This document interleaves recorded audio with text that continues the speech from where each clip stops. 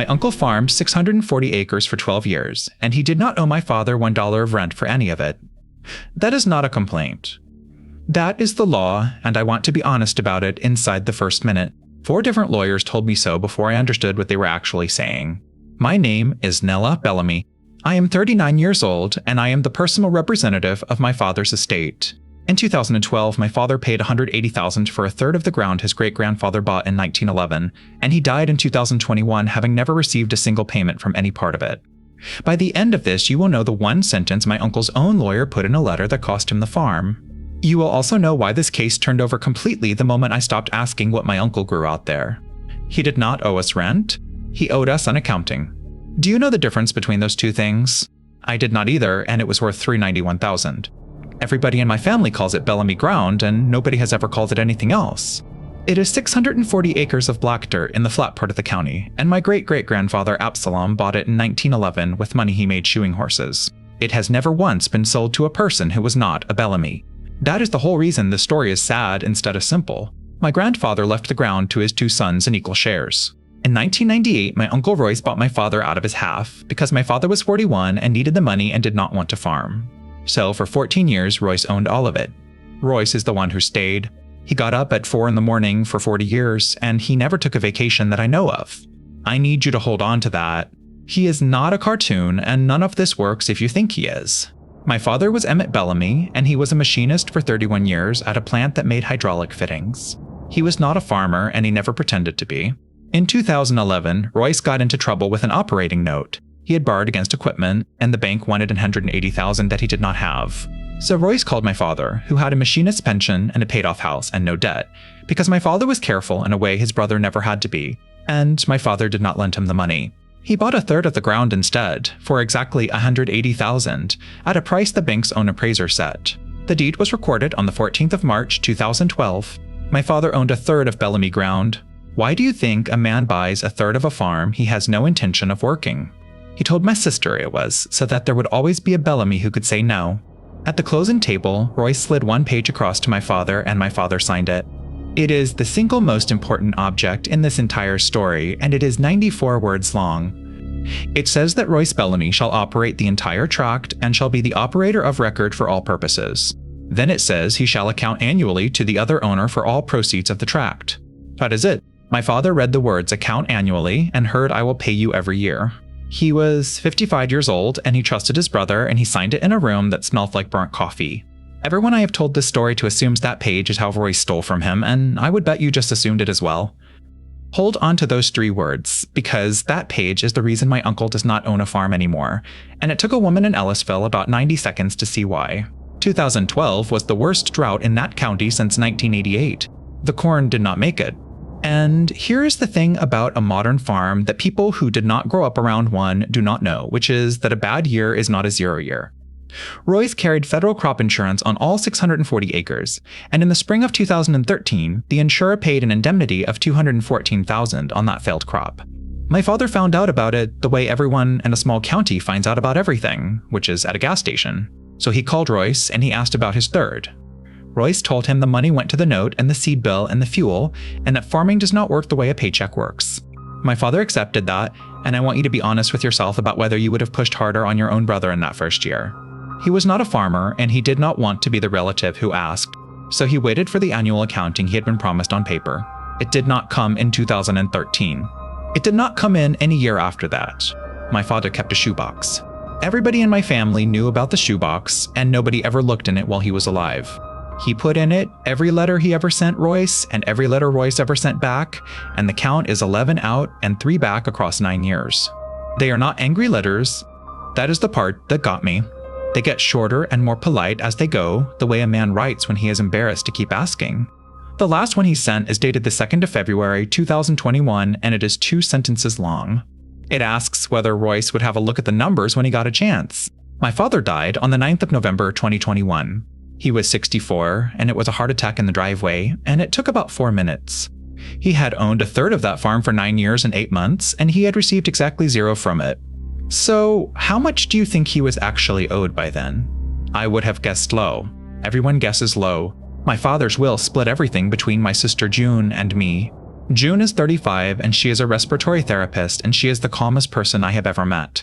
So, in the spring of 2022, the deed to Bellamy ground changed for the first time in 10 years, and it now reads 3 owners.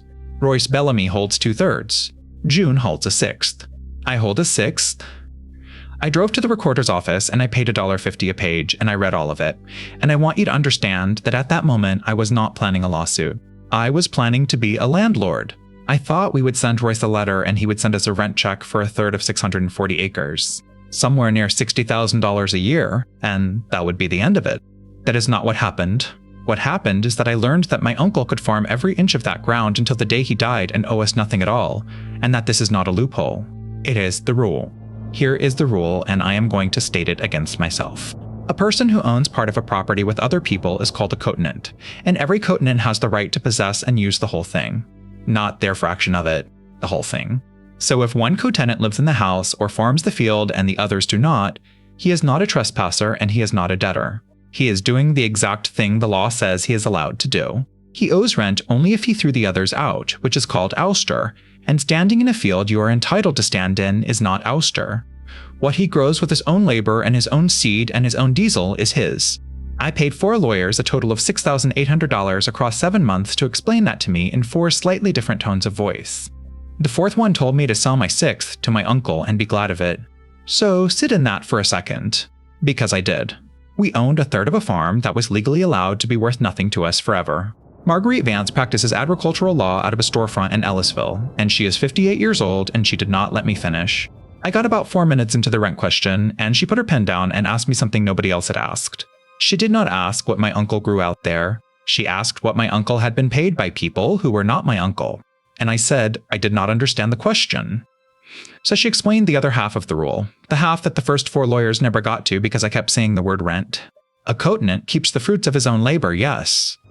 But a cotenant who receives money from a third party on account of the common land does not get to keep that. He holds it for everybody in proportion, and he must account for every dollar of it. Rents paid by a tenant, royalties from a mineral lease, money from a logger for timber, and, she said, crop insurance indemnities and federal farm program payments. Do you understand what she had just done to my case? My uncle had not been quietly farming for 12 years. He had been quietly collecting. To get any of that money, you have to file paperwork, and paperwork is the only thing my family has ever been good at. Every year, a farm operator files an acreage report with the county agricultural office, and on that report he certifies which fields he planted, how many acres, and his share of the crop. That share is a number between 0 and 1, and claiming all of it means claiming the entire crop. It is how the government and the insurer know how to divide a payment among the people who own the ground. Marguerite requested the file. It took 5 months and a records request and 2 phone calls I was not on. From 2012 through 2023, across 12 consecutive filings, my uncle certified his share of the crop on all 640 acres at 100%. Every single year, including the 9 years my father owned 1/3 of it and was writing him those polite letters, including the 2 years after that, when the deed had my name on it. What would you call a man who writes the same wrong number 12 years in a row? I called it theft for about a week. Marguerite called it something better, which is evidence.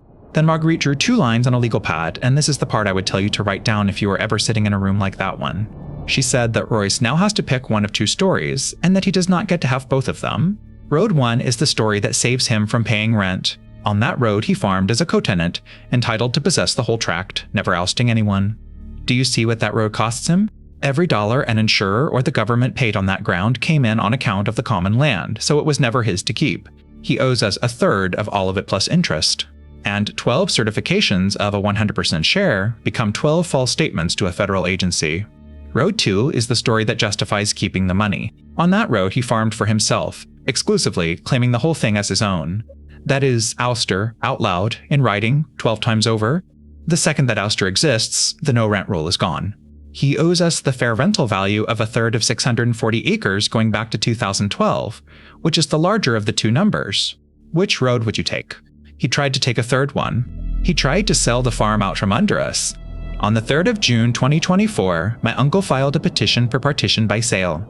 Partition is the safety valve for people who own property together and cannot stand each other, and it is fair on its face because nobody should be trapped in a co-ownership forever. Any cotenant can ask a court to divide the property, and if it cannot be divided fairly, the court orders it sold and splits the money by shares. and his petition asked for the farm to be sold at auction on the courthouse steps. I want to be precise about why he did that because it is not obvious and you would not spot it from the filing. Picture an entire 640-acre working farm sold on the courthouse steps on a Tuesday morning with 30 days notice in a county where maybe 4 people could write that check. That does not produce a real price. It produces a low one. And the man standing there with a lender lined up and 12 years of operating history is the man who buys the whole thing for less than it is worth. Do you see it now? He was not trying to leave. He was trying to buy us out at a discount that he controlled. So here is what my uncle did not know, and I did not know it either until Marguerite stopped smiling for the first time in 6 months. Our state had adopted the Uniform Partition of Heirs Property Act in 2019. It exists because of this exact play. Forcing a courthouse sale of family land to strip out the relatives who are not standing there has taken millions of acres from rural families for a century. Land qualifies under it when there is no written agreement governing partition and at least one owner got their interest from a relative. My father bought his third from his brother. We inherited it from our father. If your family owns ground together and none of you have ever signed anything about how to split it, you should know that this statute is probably sitting there waiting for you too. And when land qualifies, it changes everything. Before any sale, the cotenants who did not file get the right to buy out the interest of the cotenant who did, at a value the court sets by independent appraisal. And if there is a sale anyway, it must be an open market listing by a licensed broker at appraised value. No courthouse steps.